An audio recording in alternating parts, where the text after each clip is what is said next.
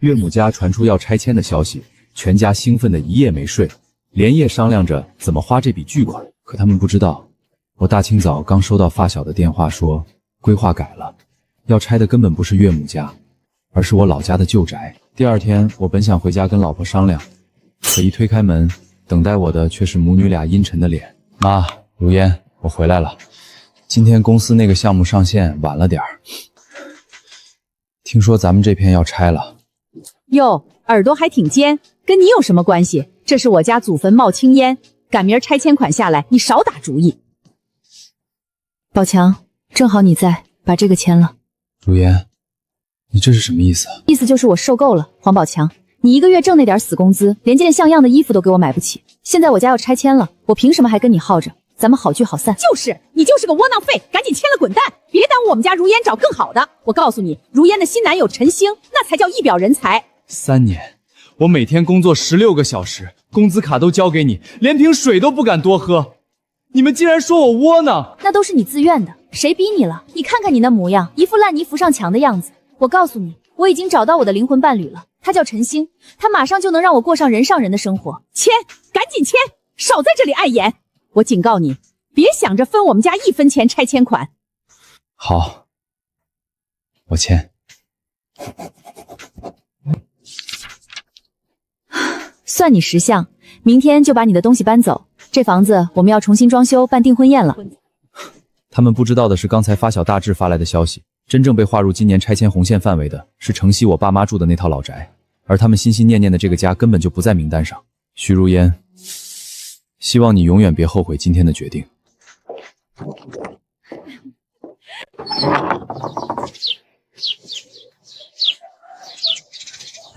强子，你怎么回来了？这个点儿不是在上班吗？妈，我公司今天调休，别扯那些没用的。你是我儿子，我一眼就能看出来有事儿，是不是跟如烟吵架了？爸妈，如果我说我跟如烟分开了，你们会不会觉得我没用？分开了？什么叫分开了？那闺女不是挺好的吗？你是不是……让他把话说完。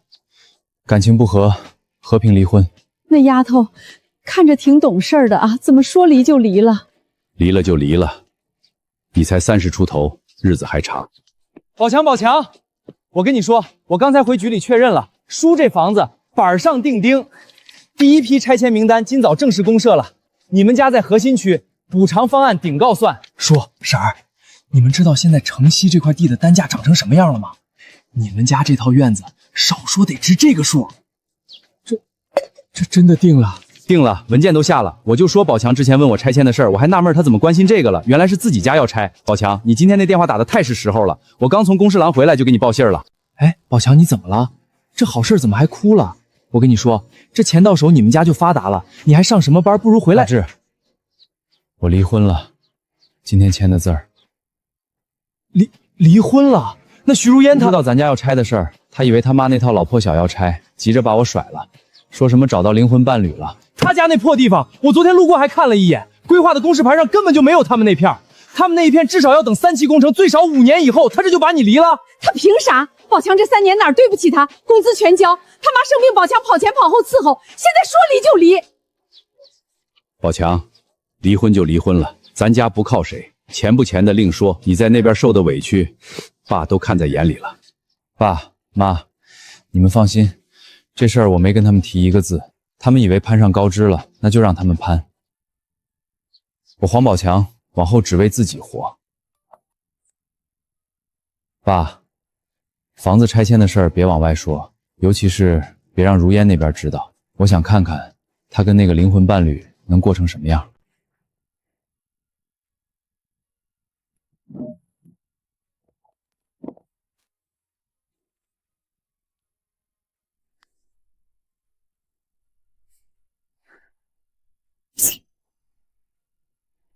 抵押房子凑齐60万，全给了那个男的。你翻我东西干什么？谁让你动我抽屉的？徐如烟，房子什么时候抵押的？还有我们的存款40几万，你是不是都给了陈星？是又怎么样？房子写的是我妈的名字，跟你有半毛钱关系。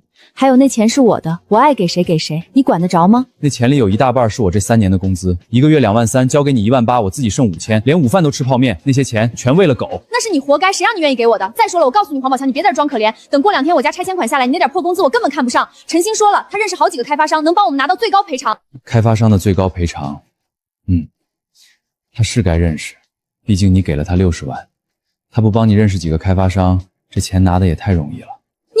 你少在这儿阴阳怪气，赶紧收拾你的东西滚蛋！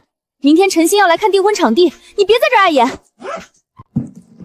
徐如烟，我最后问你一句，这3年你有没有真心爱过我，哪怕1天？真心？你一个月才挣2万3，连套首付都凑不齐，你配跟我谈真心？我跟陈星在一起，他带我吃饭餐，住5星级酒店，那才叫过日子。你赶紧走，别在这儿演苦情戏。帮我查个人，名字叫陈星，能查多少查多少。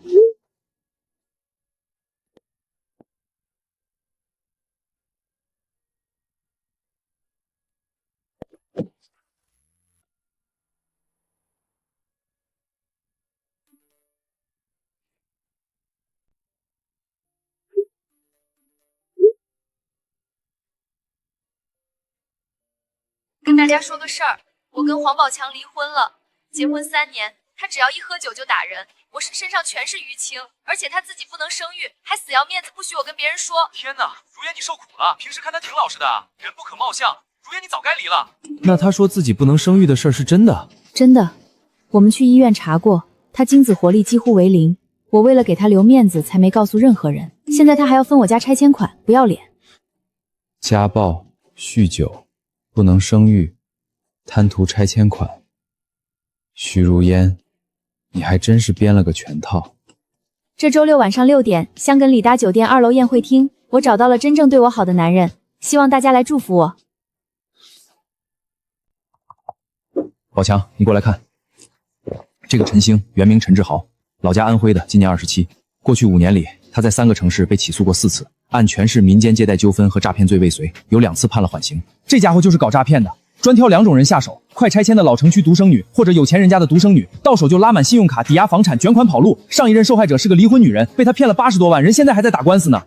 快看，他还订了新格里拉大酒店的婚宴，每桌8800，比我结婚时翻了3倍。这60万够他霍霍多久？半年、3个月？他霍霍多久不重要，重要的是徐如烟现在抵押房子的60万已经进了他口袋。房子是岳母名下的，但抵押贷款签字的是徐如烟本人。这笔账最后追债只会追到徐如烟头上。那他妈知道又不得气死？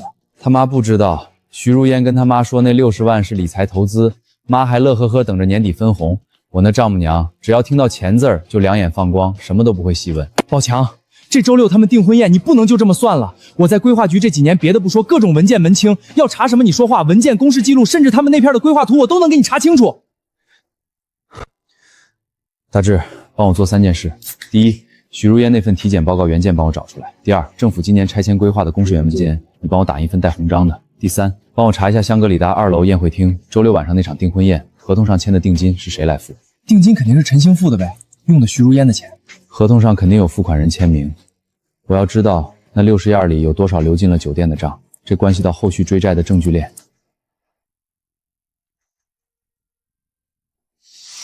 周6还有3天。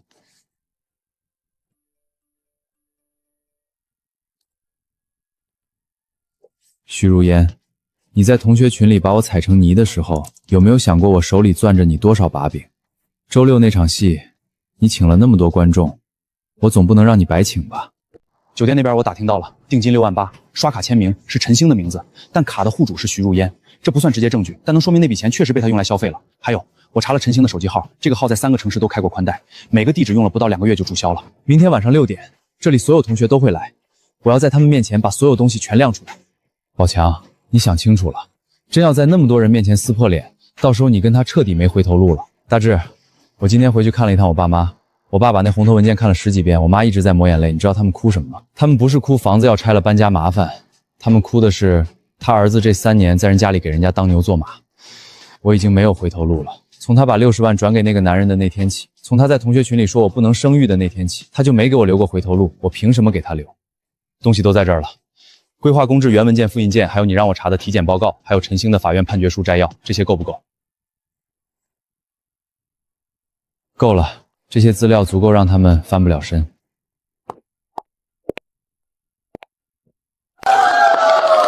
各位来宾，今天是个大喜的日子，让我们再次把掌声送给这对璧人徐如烟女士和陈星先生。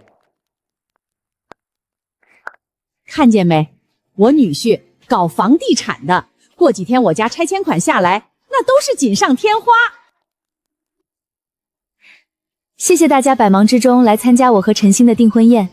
今天对我和陈星来说是人生的新开始。虽然我经历过一段失败的婚姻，但幸好老天让我遇到了他。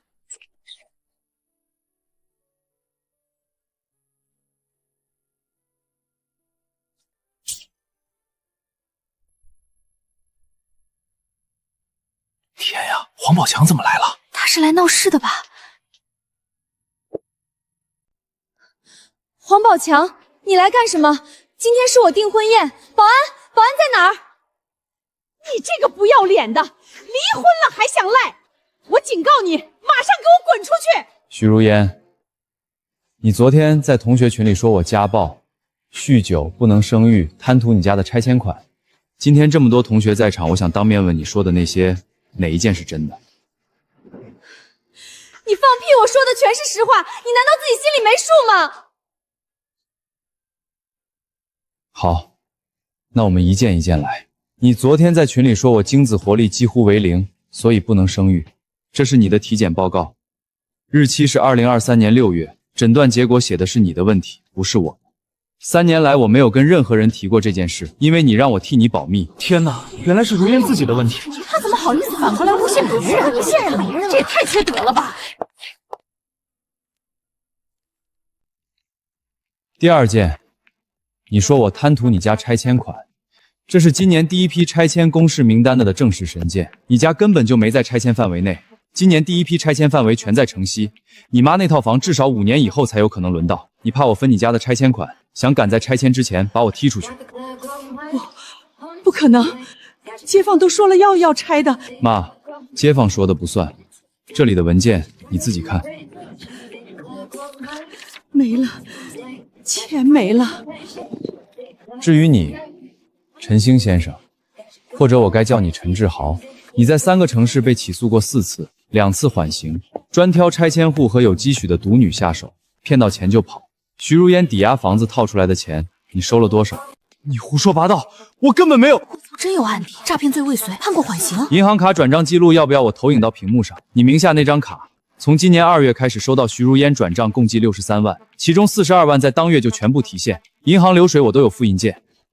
陈星，那些钱你真的全提走了？如烟，你别听他瞎说，他就是嫉妒我们，他是个窝囊废，你忘了吗？今天我来的目的就一个，把话当面说清楚。我黄宝强3年来没做过一件对不起徐如烟的事，工资全交，家务全包，他妈生病我送医院陪床3天3夜，离婚签字我没要1分钱。她如果觉得这样的丈夫是窝囊废，那我无话可说。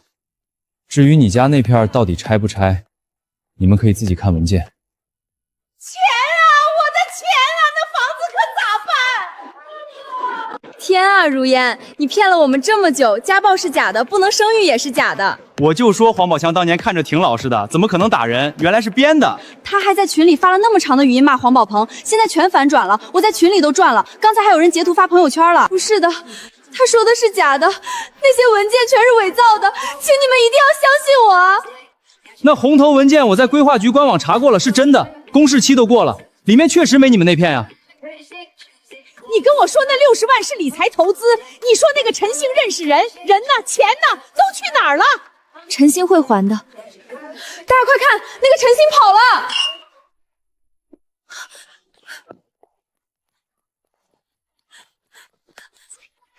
陈星，你站住！陈星，你跟我回来！你说过会娶我的。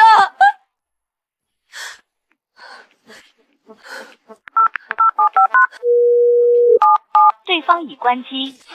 60万，那是咱家的命，你给那个骗子了，你是猪脑子吗？那房子还抵押着呢，银行要是找上门，咱娘俩睡大街去。啊！他说了会还的，他说了等拆迁款下来就拆个屁！文件上都写了5年，5年银行早就把房子收走了，咱俩喝西北风去啊！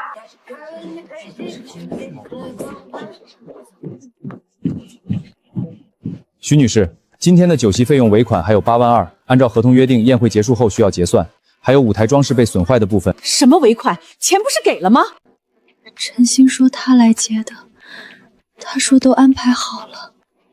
他人都跑了，安排个屁！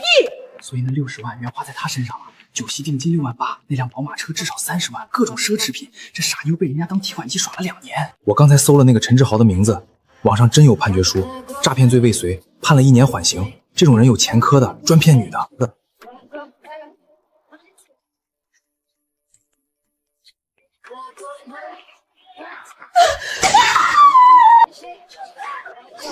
老强，你看到没？那姓陈的跑得比兔子还快。走了就好，走得越干脆，徐如烟越看清他是什么人。那你接下来打算怎么办？走法律途径解决？是的，那60万里有我的工资，徐如烟转移共同财产给他人，我有权追回属于我的那一部分。明天我就去找律师。大志，你说人是不是都得吃一回亏才明白？我吃了3年，他吃了1回，但他这一回够他记一辈子。你提供的这些材料很关键，银行流水能证明那笔60万的转移发生在本年度。徐如烟是主卡持有人，属于夫妻共同财产。陈星作为非家庭成员接收这笔钱没有合法依据，你有权主张返还。律师费怎么收？这种案子风险代理，胜诉后我会按追回金额的比例收费。如果追不回，我只收基本成本。从证据链来看，胜算很大。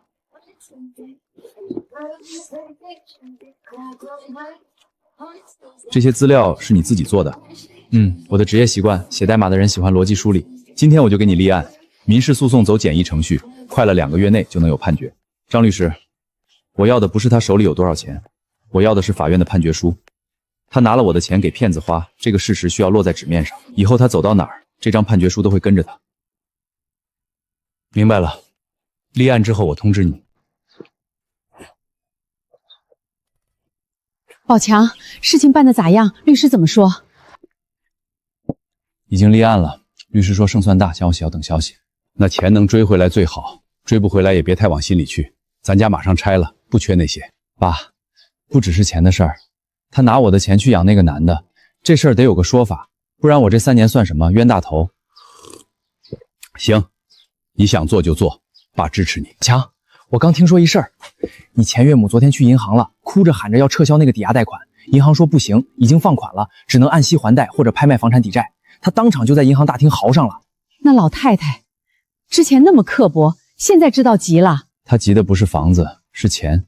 那套老破小本来就值不了多少，能抵押出60万已经是极限。现在这60万被人卷走了大半，他每个月还要还银行的利息，不疯才怪。听说他到处找那个陈星呢，还去派出所报案了，说被诈骗。报吧。陈星在别的城市还有好几笔旧账没清，警方要是真立案了，他也跑不了的。对了，宝强，拆迁款的事我跟你说一下，你们家老宅的评估报告出来了，比预想的还高一些。我跟你说，叔这院子地理位置太好了，旁边就是规划的地铁口，赔付标准顶上浮了15%。钱的事儿不急，先让宝强把官司打完，那些年受的委屈比钱重要。怎么着，还想着发个你也有今天？不用我发，他手机估计已经爆炸了，同学群里那些视频转发量够他受的。刚才我看了一眼，那个群已经2000多条未读了，还有人把那天在宴会上的徐如烟截成了表情包。他当初发语音造谣的时候，估计没想到能反噬成这样。所以说，做人留一线，日后好相见。他当初把你往死里踩，现在谁都救不了他。法院的什么时候来的？昨天黄宝强起诉了，要追那60万。追？他凭什么追？那不是你的钱吗？离婚协议都签了，他说净身出户。妈，离婚协议上是双方无共同财产争议，那60万是我瞒着他转走的，属于转移共同财产。律师说法院支持追回。那钱早被那个骗子花了，现在银行每个月催我还贷款，法院又来找我要钱，我拿什么还？拿命还吗？妈，我会想办法的。我去打工。打工？你打一辈子工能还60万吗？还有这个月银行的贷款可是整整5000块，你拿什么还？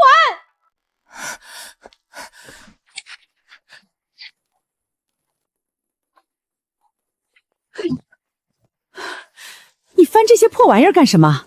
卖了，全卖了，应该能换点钱。这个包你跟我说是陈星送的，花了3万，现二手能卖5000就不错了。现在在这说你给我干嘛？你给死！畜生！你是我生的，你就是个畜生！你把一个骗子当祖宗供着，把那个老实人往外推。现在好了，什么都没了，房子也没了，钱也没了，你满意了？妈，我错了，我知道错了。现在说错有什么用？那个黄宝强不声不响就告了你，他手里什么证据都有，你当初怎么就没看出来？怎么就没看出来他什么都留着呢？你下来！你骗我钱，你下来说清楚！60万，你拿走60万，你就想跑？你跟我说会娶我的，你说真爱，真爱就是拿钱跑路！你下来！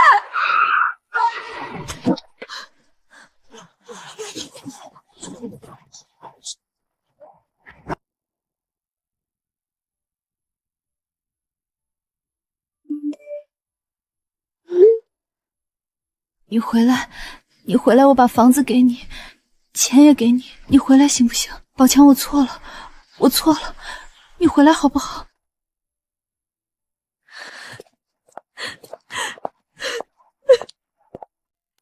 原告黄宝强诉被告徐宇明不当奋力纠纷一案现在开庭。原告方陈述诉讼请求，诉讼请求有3项：第一，请求法院判决被告徐如烟返还夫妻共同财产转移款项共计人民币60万元整；第二，请求判决不当得利第三人陈星对上述款项承担连带返还责任；第三，本案诉讼费用由被告承担。被告徐如烟，你对原告的诉讼请求有无异议？有，那60万请陈述。是我妈抵押房子的钱，不是夫妻共财产，房子写的是我妈的名字，跟对方当事人没关系。审判长，我方提交的银行流水显示，被告徐如烟账户中的资金流入来源中，加上抵押款账户总额累计为63万余元，其中47万元来源于原告黄宝强3年内的工资收入。抵押房址虽然登记在案外人名下，但被转移的现金属于夫妻共同财产性质，被告无权单方处置。被告，你对此有无证据反驳？没有。关于财产纠纷第三人陈星，申请人方提交的证据中包含了陈星名下的银行账户流水，其中63万外币钞票中确有42万被转入该账户。陈星是否到庭？陈星未到堂，也未委托代理人。本庭将依法进行缺席审理，现在休庭10分钟，配议组进行配议。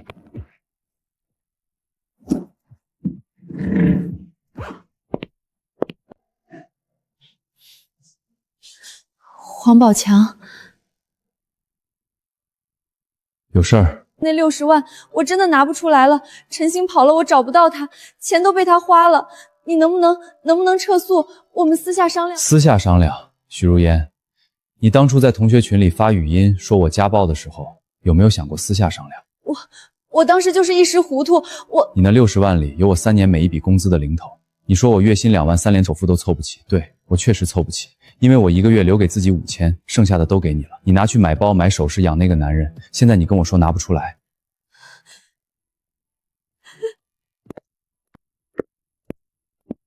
宝强，休庭时间到了。徐如烟，你拿我的钱去养别的男人，还在所有人面前把我踩得一文不值。法院判不判你返还那是法律的事，但你能站在这里跟我说话，是因为我还愿意把你当个人看。现在宣判，原告黄宝强诉被告徐如烟财产纠纷一案，经合议庭审理查明，被告徐如烟在婚姻关系存续期间，未依原告黄宝勇同意，将名下库户内属于处方房产转移至第三人账户，此行为构成转移夫妻共同财产，有违诚实信用原则。依照相关规定，判决如下：一、被告女方于本判决生效之日起30日向原告男方返还47万元。2. 第三人对上述款中的42万元承担连带返还责任。3. 驳回原告其他诉讼要求，案件省次费由被告承担。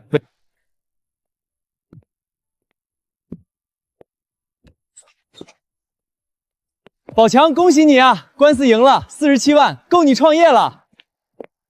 还不够，47万追回来，创业是够了。但我想做得更大一点。怎么说？拆二代要搞事业了？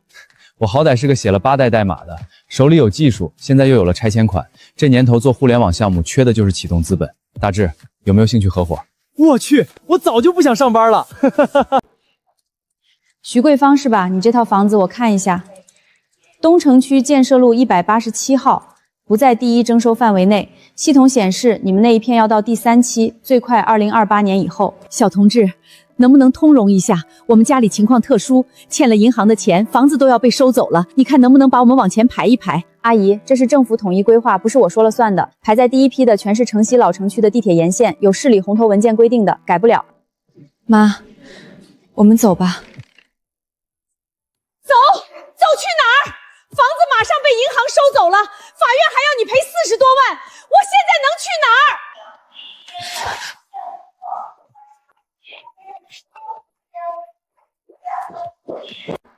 徐如烟，我问你一句话，你当初非要离婚，是不是因为那个姓陈的说他有关系能帮咱们拿拆迁款？是。他说能拿多少？他说认识规划局的人能帮咱们争取到最高标准，多拿1倍。他说只要给他60万去打点。你蠢啊！60万打点？打点谁？打点进他口袋里了。妈，我知道错了。错了？现在说错有什么用？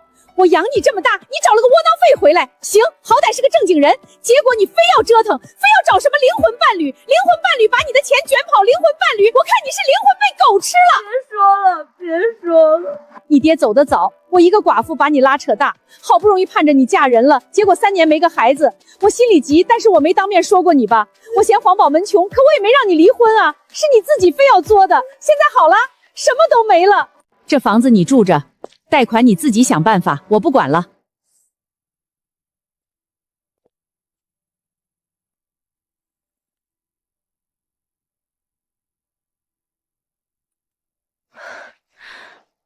宝强，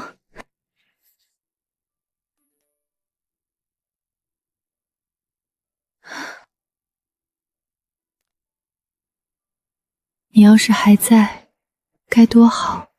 核心逻辑在这儿，面向中小装修公司的 ERP 管理系统。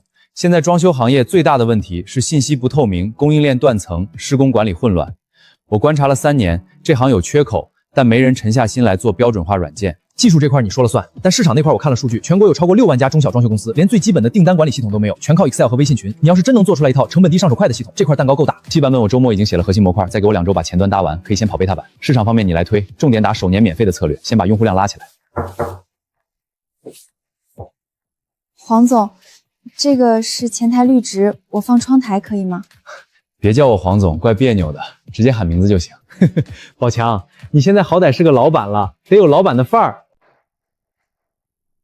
宝强，说真的，我没想到你动作这么快，判下来才1个月，公司就开起来了。我写代码写了8年，以前在徐如烟家，每天晚上加班到11、2点回家，她嫌我回来晚吵她睡觉，后来我就改在单位写到凌晨再回去，反正回去也是睡沙发。宝强，那47万执行款，徐如烟那边有动静没？法院催了3次，她账户里没余额，银行那边他妈那套房子已经进入拍卖流程了，估计拍完能抵一部分贷款。剩下的他慢慢还吧。那47万追不回来，你创业的钱够吗？大志，你忘了我爸妈那套老宅，第一批拆迁款已经到账了，我不缺钱。我怎么把这茬忘了？拆二代在此，是我多虑了。什么拆二代不拆二代的，那是我爹妈的钱，我拿了这钱，要是做不出点样子，对得起他们吗？宝强回来了，今天公司咋样？挺好。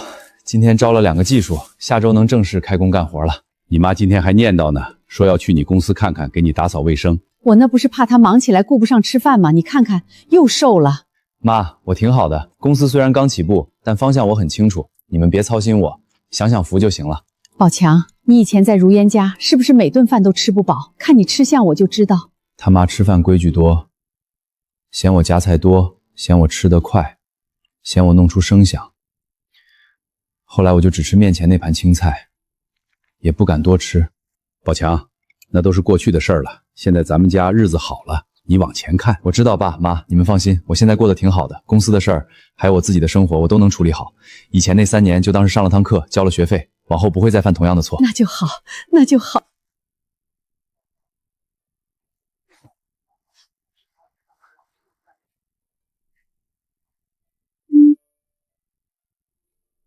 贝塔版上线2周，注册用户已经突破1200家装修公司。核心需求反馈集中在3个模块：报价自动生成、施工进度同步、材料商对接。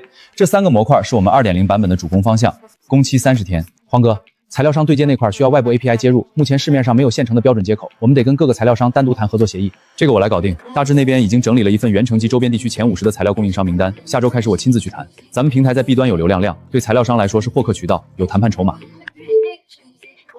黄总，你们贝塔版的用户增长曲线我们看了，确实亮眼。但我们比较关心的是，同赛道上已经有几家竞品在做了，你们的护城河在哪里？竞品做的是大而全的通用管理软件，装修公司用起来学习成本太高。睿智科技的优势在于我们是从一线施工管理流程出发写底层代码的。我在这个行业观察了3年，而且每个功能都能真正帮老板省时间。我们的用户次日留存率73%，而行业平均是40%。黄总有意思，虽然码农出身，但拿出来的数据比专业运营还漂亮。我们这边初步意向是投300万种子轮，细节条款法务对接，你觉得怎么样？感谢信任，条款方面我律师会跟进，技术这边我可以承诺。融资到账后3个月内完成2.0版本迭代和区域扩张。好，那就按这个推进。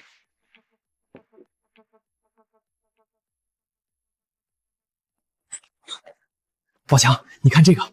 原城创业大赛1等奖奖金20万，还有政府配套的园区入驻优惠政策，报名截止还有3天。赛程1个月，跟2.0版本的工期撞了。撞个屁！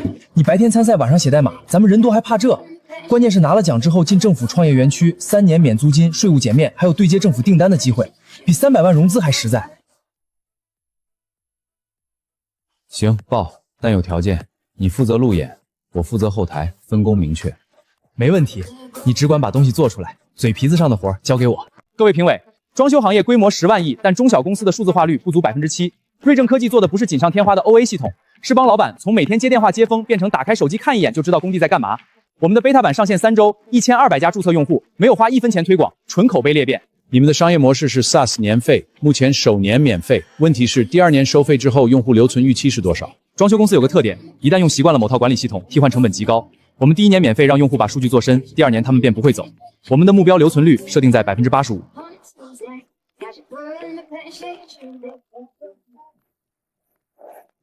9.2，目前最高分。看到了，别飘，决赛才是硬仗。行了行了，晚上搓一顿庆祝出赛过线，我请客。宝强，跟你说句实话，我当初答应跟你合伙，其实就是想换个活干干，没真觉得能做成啥大气氛。但今天站在台上讲的时候，我看底下那些评委的眼神，我忽然觉得这事儿真能成。你现在才信？以前是信你这个人，现在是信你做的这摊事儿，两码事儿。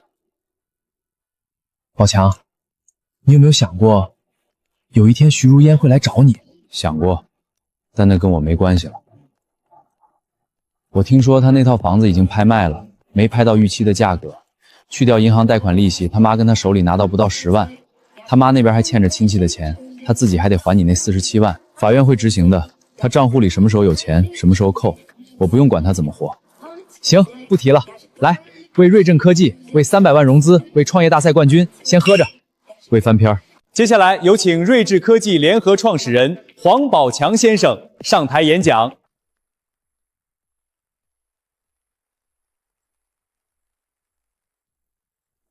各位评委，各位来宾，我是睿智科技的黄宝强。在做这个项目之前，我在一家互联网公司写了8年代码，同时做了一份没有任何工资的兼职，给一家装修公司当了3年免费客服、免费监理、免费财务。这张照片是我家老宅拆迁前拍的，那时候我刚离婚，兜里没什么钱，但也是那个时候我开始认真观察装修这个行业。因为我爸跟我说，拆了老房子我们得装修新房，花了原城上百上家装修公司，发现一个扎心的事实：10亿的市场，服务端的数字化水平在这10年里没有任何进步。截止到今天早上8点，睿智科技贝塔版的注册用户已经达到3400家装修公司，覆盖原城及周边5座城市。我们没有花过亿用户来自行业内的口碑推荐，原因很简单，我们的产品解决的是装修公司老板每天早上睁开眼睛最头疼的那几个问题：报价算慢了，单子丢了，工地上什么事都得打电话，材料商对接乱七八糟。我们这个项目最大的优势不是技术，是我比任何人都清楚这个行业的痛点在哪里，因为我在最底层待过，见过凌晨2点还在改报价单的老板，见过算错材料导致赔本的包工头。瑞正科技要做的就是把这些人的碎片化劳动变成系统里的标准化动作。用了睿智的系统之后，我这个月少接了30个问价电话，但多签了5单。为啥？因为报价出得快、准，客户不用等。黄总，你的路演很有感染力。我们注意到你们的商业模式首年免费，收费预计在次年 Q1 启动。我的问题是，如果大型互联网公司切入这个赛道，你们怎么应对？装修行业的数字化跟电商不一样，我们在 beta 阶段做了3400家公司的数据采集，这一年我们已经在跑第3阶段的迭代数据度成盒了。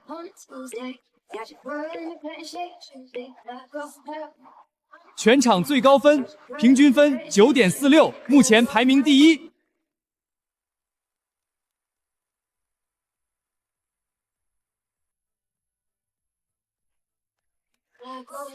9.46，冠军稳了。宝强，你在台上那气势，我都想喊老板了。还有2组没比呢，别浪。那2组数据我都看了，追不上咱们，你等着拿奖杯吧。我宣布，本届创新创业大赛1等奖得主睿智科技黄宝先生，有请市领导颁奖。小伙子，路演讲得漂亮，好好干。谢谢领导。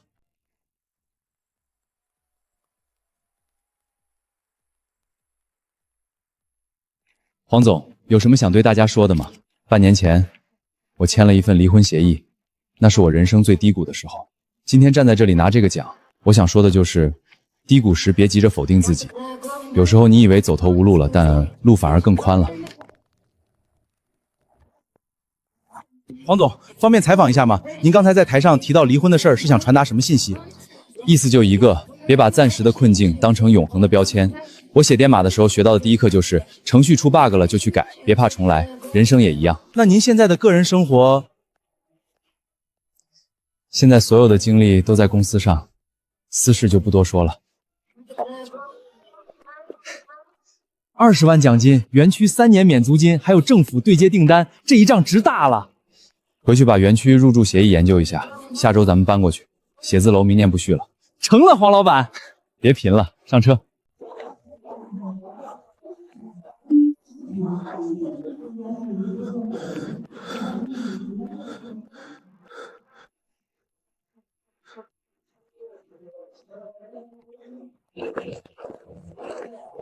陈志豪，你们认错人了。陈志豪，原城、滨江、南城3地公安机关联合追逃，涉嫌诈骗罪，你跑不掉了。我没有诈骗，都是他们自愿给的。3地6名受害人报案，涉案金额累计超过200万，你跟我说自愿，带走。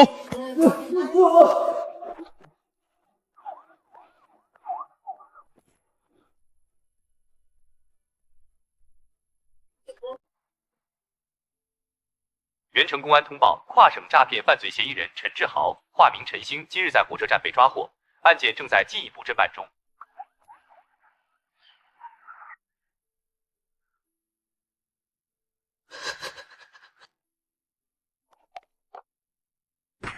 如烟，你咋还不吃？一会儿要倒班了。就吃了。你们年轻人就该多看看新闻。那个抓到的诈骗犯，听说骗了好几个女的，光现金就卷走200多万，这种人真该枪毙。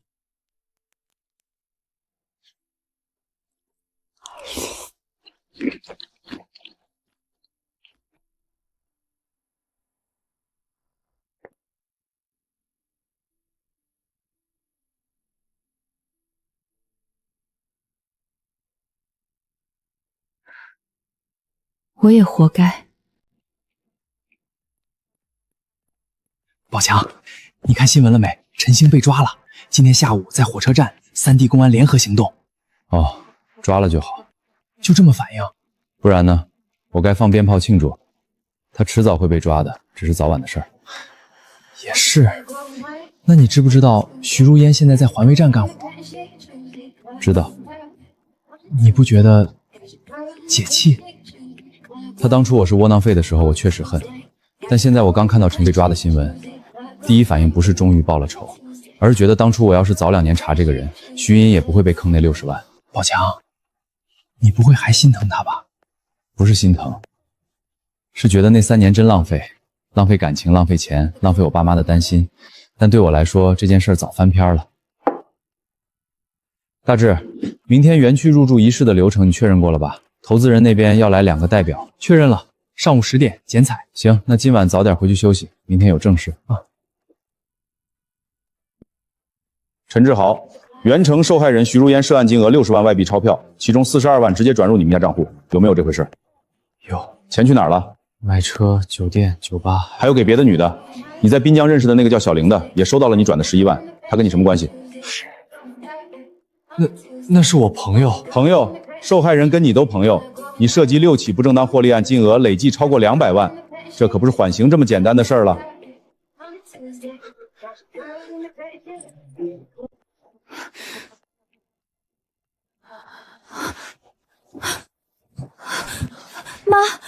妈，你怎么了？如烟。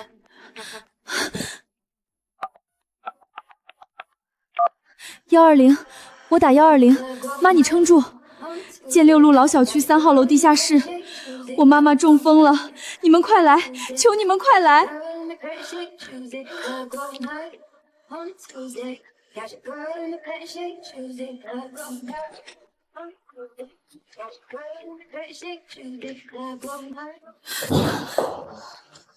病人是急性脑卒中，左侧基底间区大面积梗死，命保住了，但是右半身永久性瘫痪，语言功能也会受到严重影响，后续需要长期卧床护理。那他还能自己吃饭吗？能说话吗？吞咽功能受损，语言功能恢复的可能性很低，即便恢复也只能说简单的单音节词。你们家属要做好长期护理的准备。知道了，谢谢医生。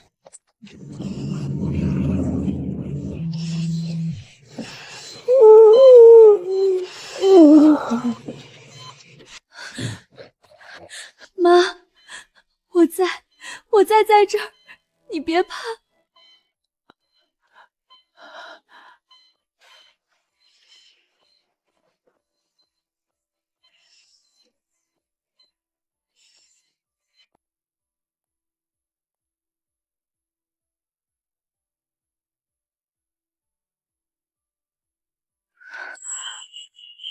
原来没钱这么累。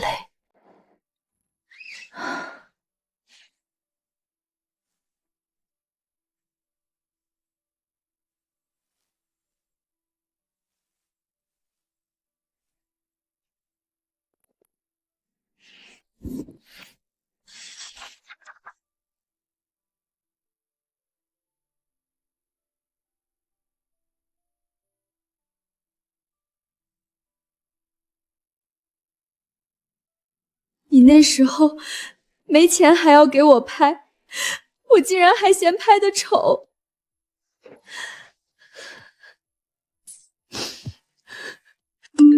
成名医院，请及时补缴住院费用。徐如烟，你上个月断断续续请了10几天假，说是照顾你妈。我们这工作是排班的，一个人缺岗就得有人顶上，你不能老这样。站长，我妈中风瘫痪了，住院需要人陪护，我实在没办法，能不能再宽限几天，等我找人接手？不是我不帮你，上个月你缺的岗都是老王替你顶的，老王都58了，身体也不好。如烟，要不你先把工辞了，等你妈好点了再回来。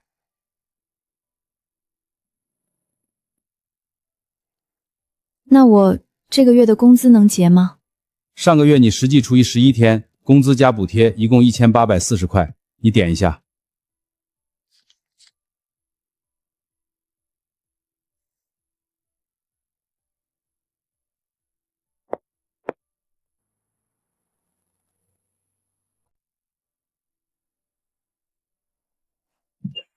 老板，你们这招人吗？我什么都能干，洗菜、洗碗、端面都行。你看我店里现在忙吗？淡季不招人，你下个月再来问问吧。不要，只要男的。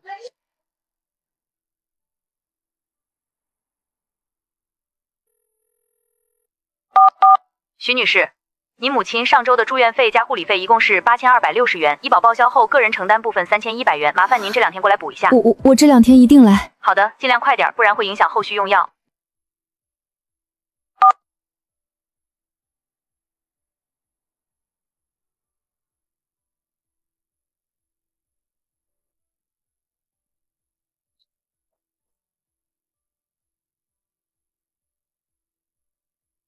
徐如烟，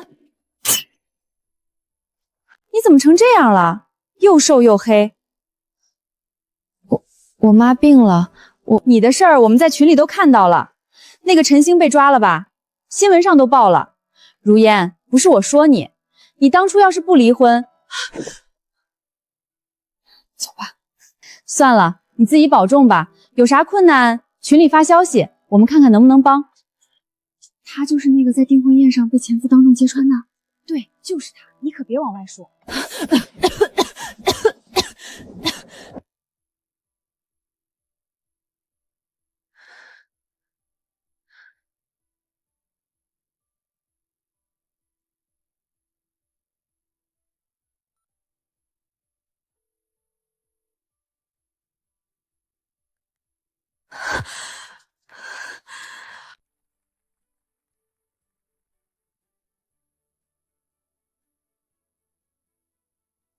下面有请睿智科技创始人兼 CEO 黄宝强先生致辞。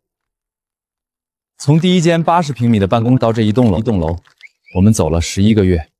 今天能站在这里，要感谢每一个信任我们的用户，感谢我的合伙人，也感谢当初那个在最低谷的时候没有放弃的自己。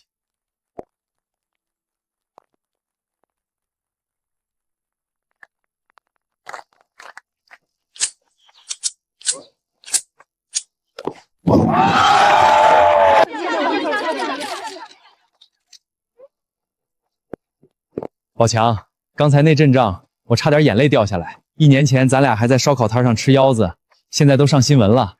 别飘，后面还有硬仗。A 轮融资的钱到位了，下半年3个城市要同时铺开，够你忙的。你就不能让我高兴2分钟？对了，有个事儿我跟你说一下。刚才我在嘉宾群里看到一条消息，有人拍了照片发上来，是徐如烟，他妈中风了，她辞了环卫站的工作，在医院陪护。照片里她在医院走廊里打着地铺。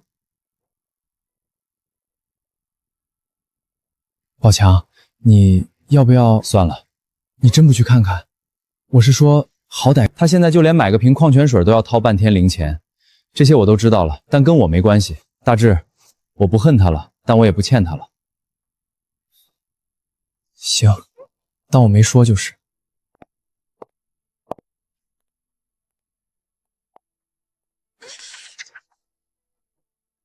黄总，这个今天刚送来的样餐。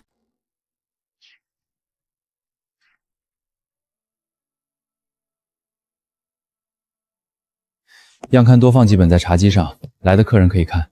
好的，黄总。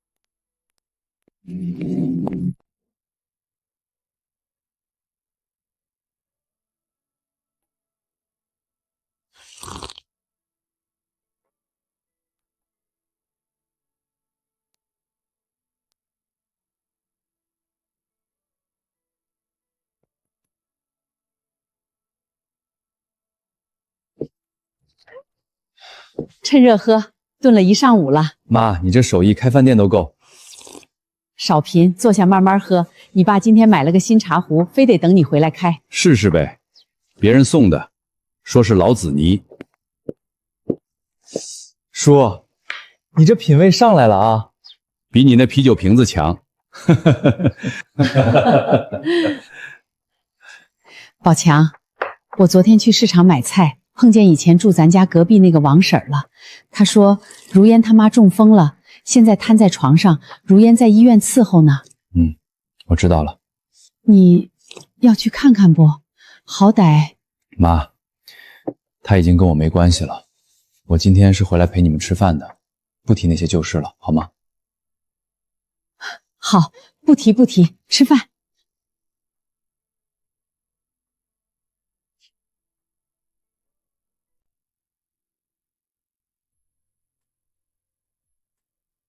妈，我今天去打听了，街道那边有个看护补贴可以申请，虽然不多，够买点营养品，你别担心。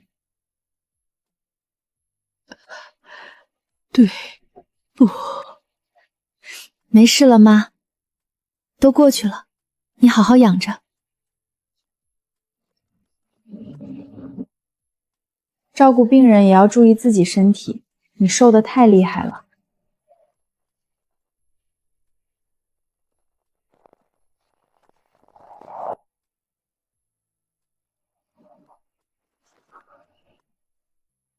谢谢你，教会我什么叫不值得。